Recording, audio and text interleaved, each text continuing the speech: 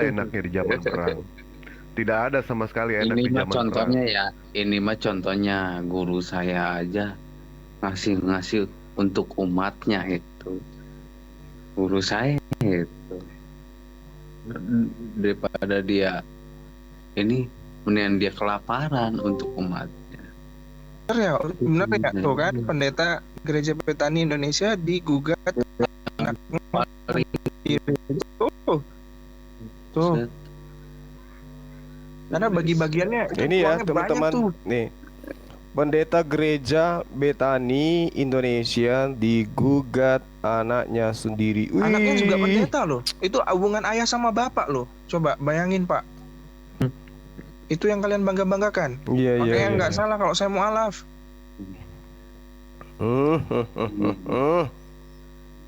Nih Itu sekalian belum lihat HP saya nih yang iri nih, nih. Itu belum seberapa. Yang iri lihat koin nih HP nih. Ini HP ini namanya nih HP nih sekalian nih. Lu bilang gue kejar koin lu.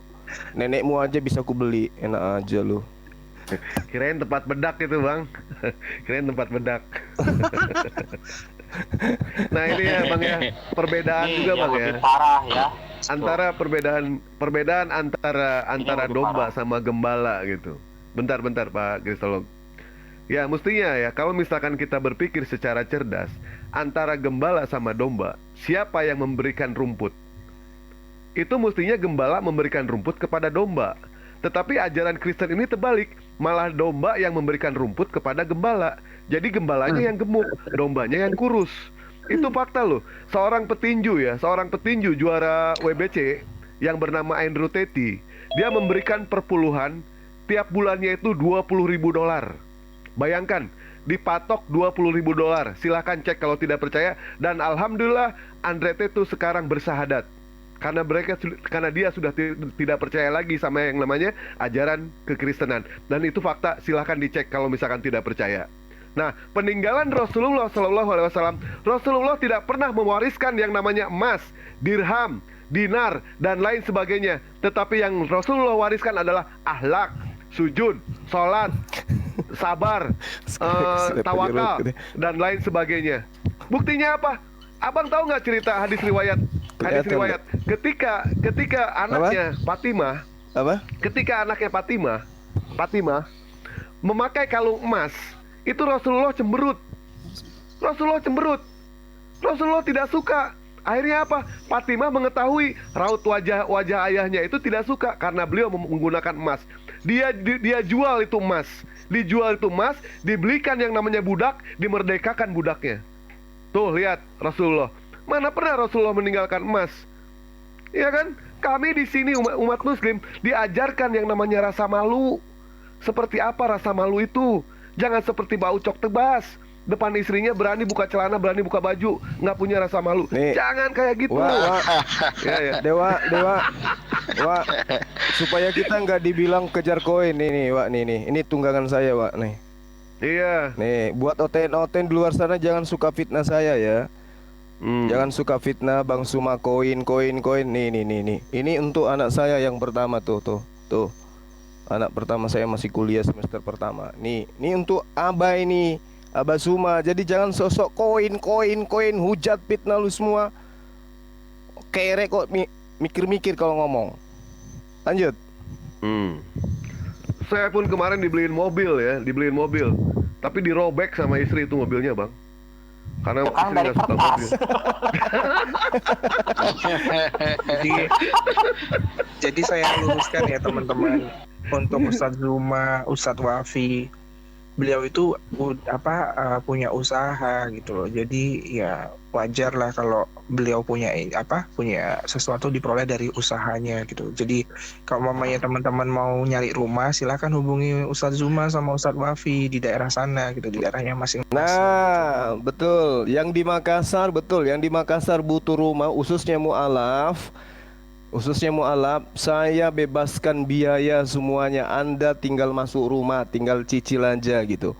Tipe 36, ukuran 6 kali 13 meter persegi.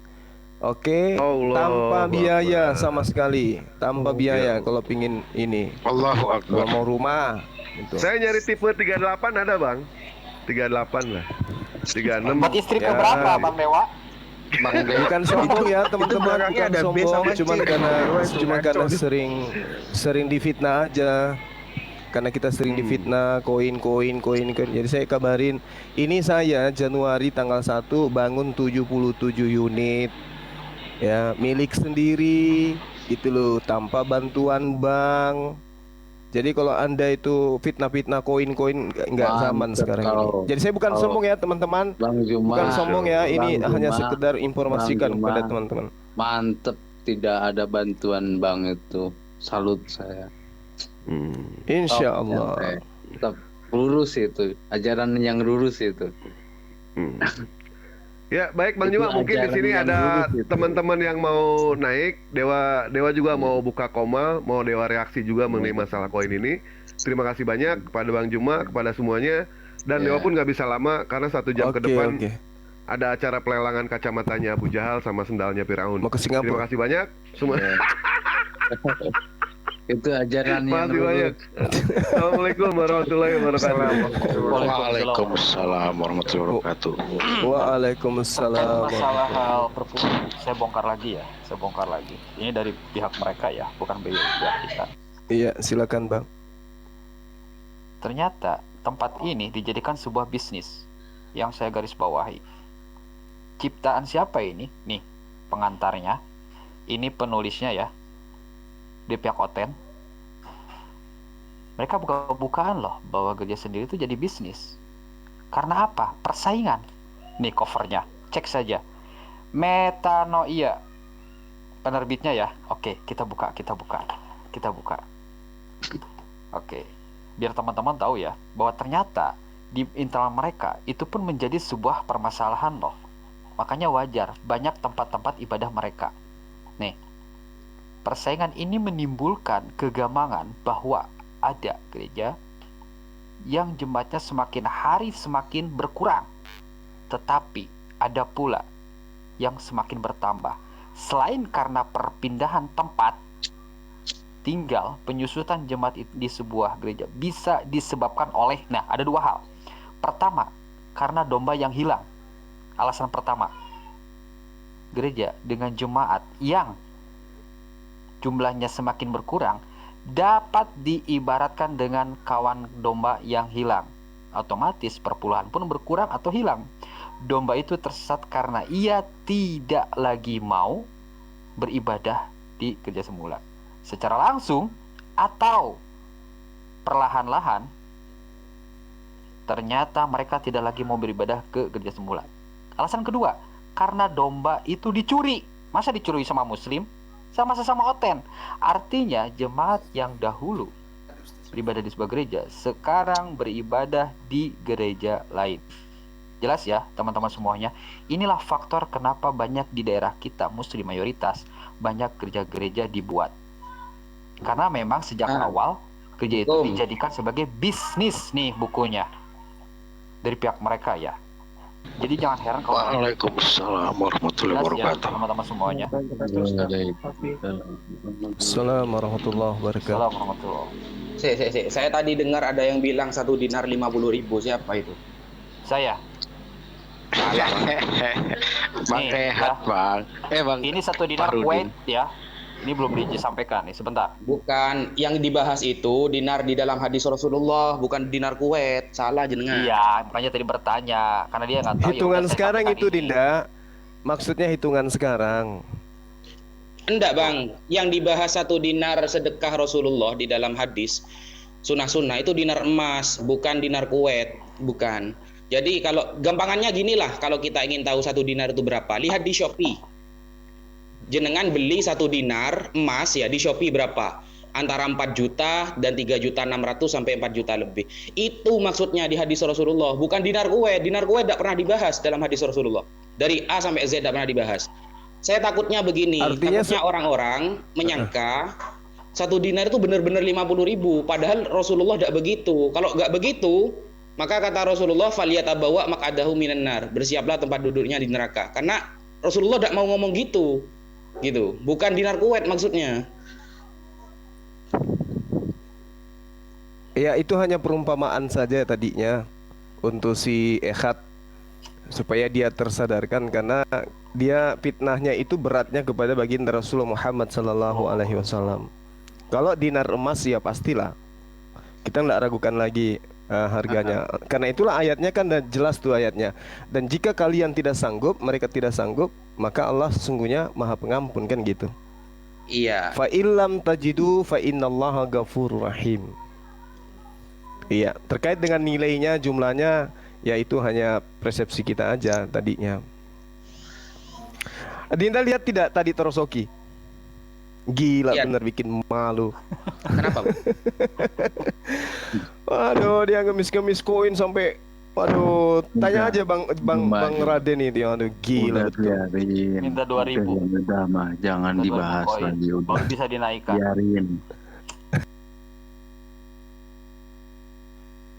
Teman saya ada salah satu Iya. teman saya dari denom mana gitu, saya nggak perlu sebutkan gerejanya mana, denomnya mana gitu ya. Udah yang Beliau ini berapa, Bang? pengusaha, Biarin. Ustadz. Beliau ini pengusaha ya, Bang, pengusaha. Nah, perpuluhan itu kan dari omset kan, ya kan. Namanya pengusaha kan berarti pendapatannya itu kan fluktuatif, naik turun, ya kan. Nah, begitu turun, pas ngasih perpuluhan ke gereja itu, ke denom itu, ditelepon Pak, bulan lalu mau izin Pak kok segini, apa terus bulan ini kok segini, apakah Bapak ada kendala, apakah Bapak butuh konseling doa supaya rame Pak usahanya, kayak gitu loh, sampai kayak gitu. Makanya sama teman saya udah dibuat flat aja segitu, mau sepi mau rame udah segitu aja, soalnya males diteleponin. Coba bayangin tuh, Iya, bayangin tuh. kebetulan antum cerita, ini saya mau tanya, apakah benar tuh ya, ada curhatan dari salah satu staf saya waktu itu. Dia bilang gini sama aku kan, sekarang nggak susah lagi Pak bayar ini karena kita tinggal gesek. Katanya ada disiapkan di tempat ibadah gesek. Memang bener kayak gitu? Emang ada kayak Bang. gitu? Emang ada, Bang. Oh ya? Jangankan Ada gesek asli. Bang Zuma, QR code aja ada sekarang, QR. Ada. Astagfirullahaladzim ya Allah ya Tapi Karim, nggak Masya semua, Bang, ya. Nggak Allah. semua ya. Saya pernah ngambil di Instagram. Jadi setiap orang yang masuk itu dikasih amplop ya. Ada beberapa amplop. Pernah ditayangkan di YouTube. Tapi di strike sama pihak Instagram yang punya akun itu. Jadi setiap mereka masuk itu dikasih beberapa amplop. Jadi buat untuk perpuluhan, persembahan, rasa syukur dan sebagainya. Itu lebih dari 2 amplop. Nggak tahu 3 atau 4 amplop lah. Itu berbeda-beda warna. Masya Allah. Tapi nggak semua pihak mereka seperti itu. Jadi ada denominator tertentu lah. Itu. Dan Emang ini juga fakta. Ini juga fakta ya teman-teman. Bukan kita mau gosipin, tapi fakta yang saya lihat. Saya terkadang kalau tamu saya datang, saya kan ngantar tuh. Kebetulan kompleks tempat tinggalnya dia itu satu kompleks dengan Menteri Pertanian. Jadi ketika saya masuk ke kompleks perumahan, di samping rumah Pak Menteri Pertanian yang sekarang ini ada rumah gedong yang luar biasa. Ya tempat termewah, perumahan termewah di Makassar ini kan. Begitu saya masuk, rumah yang paling besar dalam kompleks yang eksklusif itu, mau tahu rumah siapa? Rumah seorang pendeta. Bayangkan, gila. Jadi kalau mau kaya raya ya Perpuluhan itu seperti wajib, Torosoki Bang. tadi. Wajib, Ya, tapi untuk wajib, denom Ustaz. tertentu ya. Wajib, Nggak wajib. semua wajib. Denom Wajib. tertentu. Kalau Protestan wajib. Oh, Itu. berarti, kaya dong berarti kalau jadi pendeta ya. Iya, karena untuk Nah. punya anak sekolah itu ditanggung sama uang mereka. Anak sekolah. Pak Ustadz Itu Naja ditanggung. jangan Jadi ini bukan makan bercita-cita. Ya lanjut Bang. Jangan bercita-cita jadi pendeta. Iya. Tempat tinggal dikasih. Kalau dia punya anak sekolah, misal ke luar negeri, dia ditanggung anaknya. Jadi bukan cuma makan doang. Itu kalau makan doang Iya. kan enak, tapi ini lebih Loh. dari enaknya. Rumah dikasih. Kalau nggak bisa bayar Makanya gimana? Ada rumah dinas. Ada rumah dinas. Itu yang terjadi. Rumah Kalau nggak dinas bisa yang bayar, terjadi akhirnya dikasih. gimana? Akhirnya ya kita tinggal khotbah saja.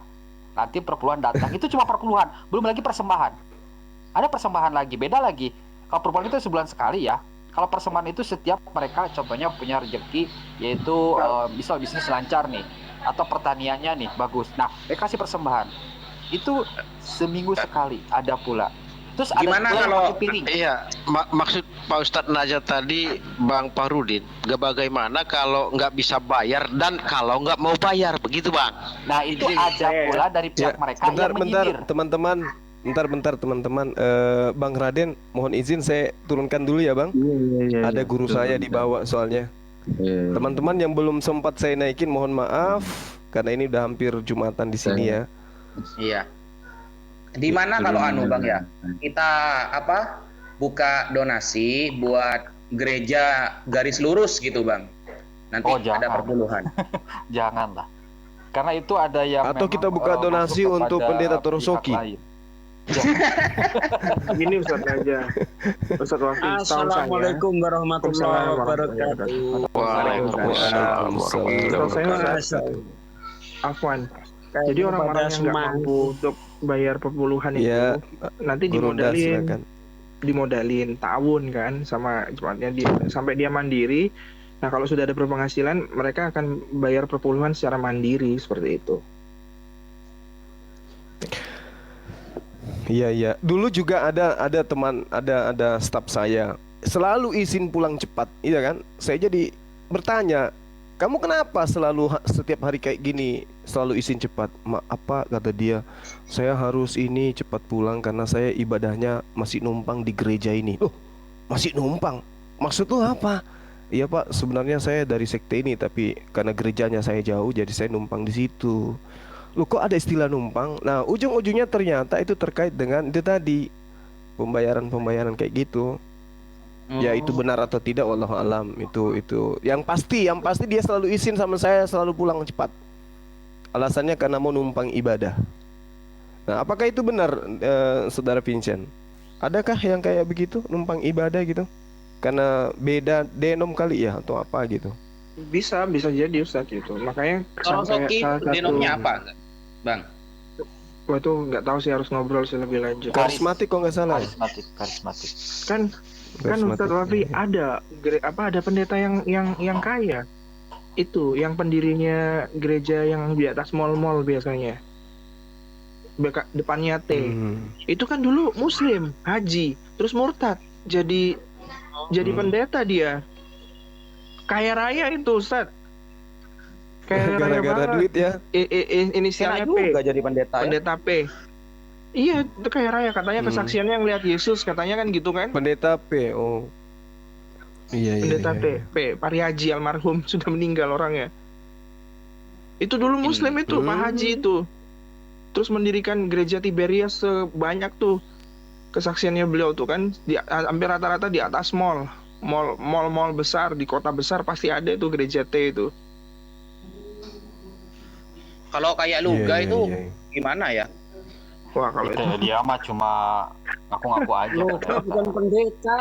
Dia bukan pendeta, bukan. Nabi dia loh Mas Nurdin.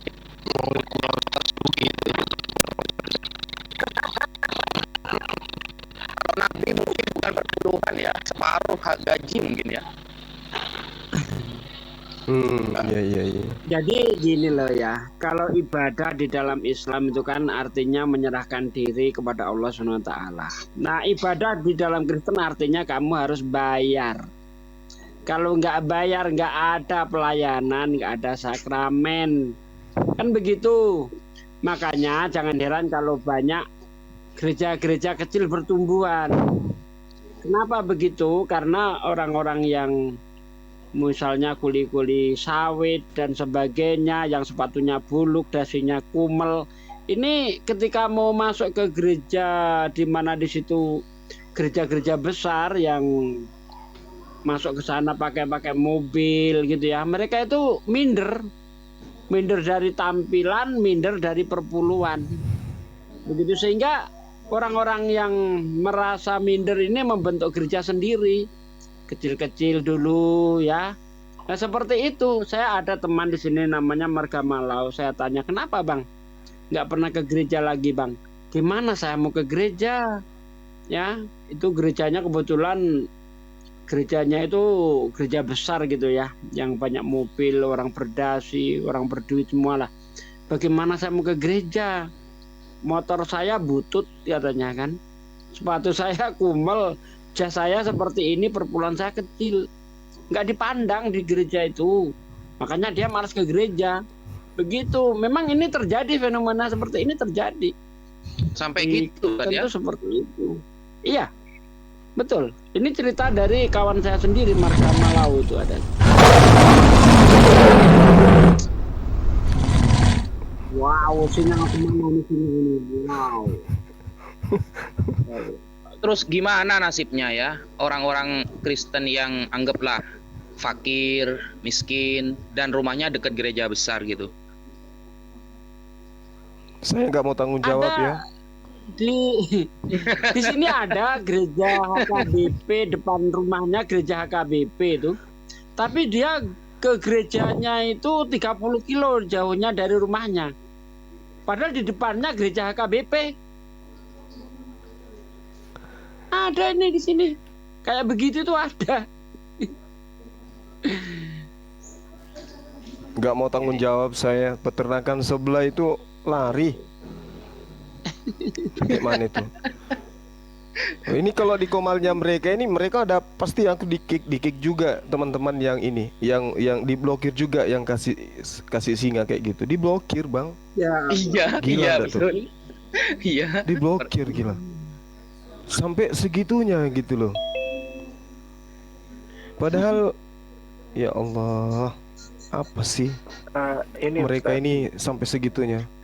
ini Ustadz, bahwasannya ya, kalau seandainya apa yang kita lakukan ini tidak terjadi, padahal Allah sudah firmankan, sesungguhnya umat Yahudi dan Nasrani tidak akan ikhlas kalau Islam itu jaya, ya kan? Nah, kebukti kan sekarang? Iya, iya. Kalau mereka nggak Betul, seperti betul, itu, betul, saya betul. tinggalin Al-Quran, saya tinggalin Allah, dusta Al-Quran itu. Ternyata Betul, kebukti kan? Dari segi Iya, iya. pertiktokan aja mereka begitu, apalagi segi politik, apalagi segi bagi-bagi harta, nggak amanah insya Allah. Betul betul. Mereka iri, cemburu ya sebelum kita menjadi seperti mereka. Betul betul betul. Masya Allah. Kalau di pendeta Torosohi memang yang ngasih hadiah diblokir bang. Jadi saya kemarin kan komplain ya, kenapa saya diblokir, saya ganti akun terus ikutan lagi di tempat dia diblokir lagi. Saya ributin, Pak Pendeta kan sudah lama kita kenal, saya bilang. Seorang seperti saya ini cuma penikmat debat, saya bilang. Apa salah saya? Saya ini penyumbang koin, saya bilang. Dilepas bang. Iya. Iya. Aman akun saya, itu kuncinya. Seolah-olah mereka tidak percaya kalau Yesus itu sudah tahu kadar rezeki orang itu. Mereka kan mulai gak percaya berarti kan. Kalau kita kan percaya bahwa Allah itu pasti ngasih rezeki, tidak mungkin terbalik gitu loh. Tidak mungkin terbalik, pasti Iya, sesuai nggak mungkin ketukar. kebutuhan. Nah, Ustaz. Padahal doanya tiap hari ini loh. Kalau kita doanya tiap hari kan minta jalan lurus. Mereka tiap hari doanya minta makan loh. Padahal doa bahwa kami itu, Nah, berikanlah itu- kami makan. Iya kan? itu Ustaz Wafi kan ada Iya, lagunya. iya. Yesus tak punya hepeng itu. Ada, puter aja. Yesus tak punya hepeng. Ya, sampai Mas Kores beli bajunya Yesus. Minta makan gitu. Iya. Sampai Mas Kores beli bajunya Yesus. Tahu nggak Bang? Lucu itu Kores itu kemarin. Itu Allah. bagi-bagi perpuluhan itu. Itu dia berawal dari Torosoki ini itu- karena sama Lina Wijaya Kalau kan sama suka saya pakai. sangat marah itu Torosoki itu. Karena apa? Pernah menipu Ustadz Wafi, saya bongkar itu kan. Ya Ustadz ya. Iya, kasihan itu Ustaz. Ustadz Masa Wafi tipunya. nipu Dan dia dibuka ternyata di umum pakai sama- siri loh bang. Gimana? Pakai siri loh bapak itu. Pakai siri Ya dia waktu itu. itu kan, waktu itu begini Akhi Juma.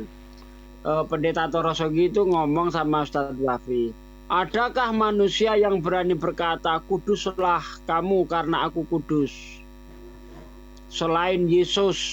Ada yang berani ngomong begitu? Cuma Yesus yang berani berkata kuduslah kamu karena aku kudus. Lalu saya naik, saya tanya di mana Yesus berkata kuduslah kamu karena aku kudus. Itu di mana Pak Torosoki? Wah, muter ke sana kemari. Saya maki-maki lah, kau dasar pendeta penipu dan sebagainya kan. Tidak ada Yesus ngomong seperti itu Pak Torosoki. Kata-kata itu ada di Imamat 11 ayat 45. Saya bilang kan, kuduskanlah dirimu karena aku kudus. Itu Tuhan ngomong begitu di Imamat 11:45. Yesus nggak pernah ngomong seperti itu. Wah, malu dia. Muter-muter nggak karo-karoan itu. Tapi bener loh Ustaz. Anu memang Bang, apa ya? Iya. Kata Rasulullah itu kan anu ya, sesuatu yang pernah terjadi kepada para nabi juga akan pernah terjadi kepada diri kita. Jadi dari cobaan, baik dari perjuangan. Jadi kalau saya gambarkan, Bang Zuma ini Sayyidina Umarnya gitu loh. Ustadz Sugi ini Khalid bin Walidnya gitu. Masya Allah. Ya Ustadz Najah Abu Bakarnya Bang. Oh enggak pantas saya.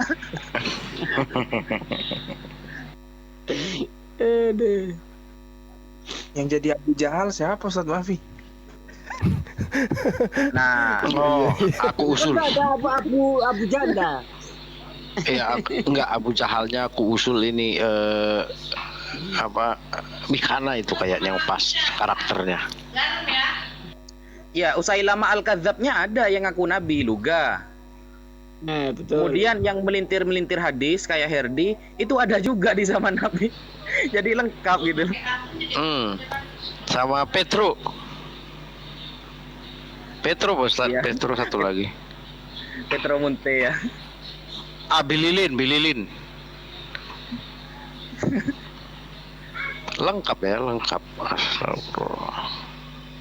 Yang pasti dana perpuluhan tidak dikenakan pajak sama sekali. Itu. Kalau ada pajak, wah, mereka bingung karena harus ngasih ke pemerintah. Tapi ini tidak sama sekali ya, teman-teman semuanya. Untuk dana pajak gereja sendiri, pertama tidak dikenakan pajak, uang perpuluhan tidak dikenakan pajak. Itu. Makanya mereka seperti itu, ditanggung, dikasih rumah, kalau punya anak dikasih biaya sekolah per bulan dan lain sebagainya. Dan itu ternyata memang sudah diatur dan tidak termasuk sebagai objek pajak. Dana dari perpuluhan gereja. Masya Allah. Masya Allah.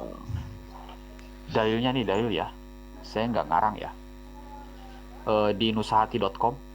Oke, biar tidak ada permasalahan ke depannya nih. Ini Nusahati. Oke. Ternyata ketika kita cek,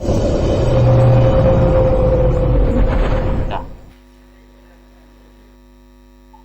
penghasilan gereja dan pendeta sebagai objek pajak ternyata memang diatur sama sekali oleh pemerintah yang ada, itu tidak termasuk dari adanya wajib pajak.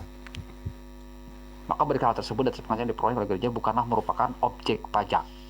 Pasal 4 ayat 3 UU PH, Undang-Undang Pertambahan Nilai kalau nggak salah ya, atau penghasilan di sini. Ini sudah diatur. Hal ini sebagaimana dijelaskan Undang-Undang Pajak Penghasilan yang dikecualikan oleh objek pajak. Tuh bantuan, harta hibah. Cek saja di nusahati.com. Itu bebas pajak. Tetapi kalau ke Jerman, kalau di Jerman itu wajib pajak gerejanya. Harus ada pajak, bayar ke pemerintah. Dan wajib pajak itu dibebankan kepada jemaat. Wow sekali. Kalau secara fikih, Mas akademik, Mas Fahrudin, kafir di Indonesia ini menurut teman-teman masuk kafir apa kira-kira? Kafir dimi. Kalau kurang pasti kalau ya posisi dari adanya bukan undang-undang, jadi hukum Indonesia kita kan hukum Belanda itu sih. Kecuali kalau kita diterapkan sistem murni hukum Islam. Kalau lihat definisi ya, kalau lihat definisi ulama fikih ya, kafir zimmi itu kan kafir yang sudah akad di bawah di atas kertas perjanjian aman dengan umat Islam dan membayar pajak jizyah setiap tahunnya. Berarti oten di Indonesia ini tidak masuk ya, gitu. Nah, kalau kafir mustakman, kafir yang akad aman dengan pemimpin, syaratnya kan pemimpinnya harus khalifah. Jadi khalifah ini kan harus dari Bani Quraisy, harus begini begitu, tidak masuk. Jadi satu-satunya definisi yang masuk kepada kafir di Indonesia ini adalah kafir harbi. Kafir yang membenci umat Islam, baik secara diam-diam ataupun secara terang-terangan. Nah, itu yang masuk sebenarnya. Iya, tapi kan hal tersebut seharusnya kita pun menerapkan ajaran Islam sepenuhnya seutuhnya. Nggak cuma dalam hal masalah beragama, tapi juga dalam hal dunia politik, ekonomi, dan sebagainya. Yang menjadi pertanyaannya, hukum Indonesia ini berasal dari hukum yang mana? Sisa-sisa Belanda. KUHP contohnya, itu Ya, dari Belanda. betul. Itu terjadi. Uh-uh. Makanya terjadi perevisian. Itu. Tetapi ketika masih menggunakan hukum warisan Belanda, di mana Belanda di sini notabene-nya adalah penjajah yang membawa salah satu denominasi Oten, tetapi masih tetap aja kita yang disalahkan. Lagi-lagi Muslim yang disalahkan. Terus diteruskan aja. Padahal tentang masalah hal syariat Islam itu di atas keadilan. Itu yang terjadi. Tapi mereka tidak mau berdirinya syariat Islam. Itu sih. Makanya paling cocok Mas Farudin, mereka ini kafir harbi sebenarnya. Makanya cara jihadnya, kalau kata Imam Nawawi Banten ya, dalam kitab Nihayatul Zen, cara jihad ini kan kalau diperangi kita memerangi. Kita bertahan dengan cara memerangi juga. Nah, kalau diajukan hujjah kepada kita, maka kan cara Rasulullah dari dulu kan kalau mereka berdiskusi menghantam dengan hujjah, maka kita juga hantam dengan hujjah. Makanya salah satu jihad yang hukumnya fardu kifayah setiap tahun harus ada, dan kalau sampai gak ada maka satu negara itu akan dosa, itu dengan cara bihujajin syar'iyyah wa adillatin munawwaroh, kan begitu, dengan dalil-dalil yang sangat terang dan beberapa hujjah tentang syariat. Jadi kalau cara kita jihadnya sekarang secara fikih ya dengan hujjah, kecuali mereka mengangkat pedang, nah baru kita juga mengangkat pedang, begitu. Jadi masuknya kafir harbi. Betul kata para ulama. Para ulama kan sering ya membahas di pesantren-pesantren itu, kafir di Indonesia ini masuk kafir apa? Kafir harbi memang. Karena secara diam-diam mereka itu membenci Islam dan menyerang meskipun hanya dengan cara hujjah sebenarnya. Iya, pedang sini kan nggak cuma harus secara literal ya. Bentar, itu ada yang nanya soal Natal tuh. Nah, ini penting dijawab saya kira ya. Bagaimana hukumnya mengucapkan selamat Natal haram? Jelas itu bertentangan dengan akidah kita. Kenapa bisa begitu? Karena Natal itu sendiri maknanya adalah selamat atas lahirnya Tuhan ya. Itu di dalam Lukas 2 ayat 11. Hari ini telah lahir bagi kita juru selamat Tuhan di kota Daud. Jelas-jelas di dalam keimanan kita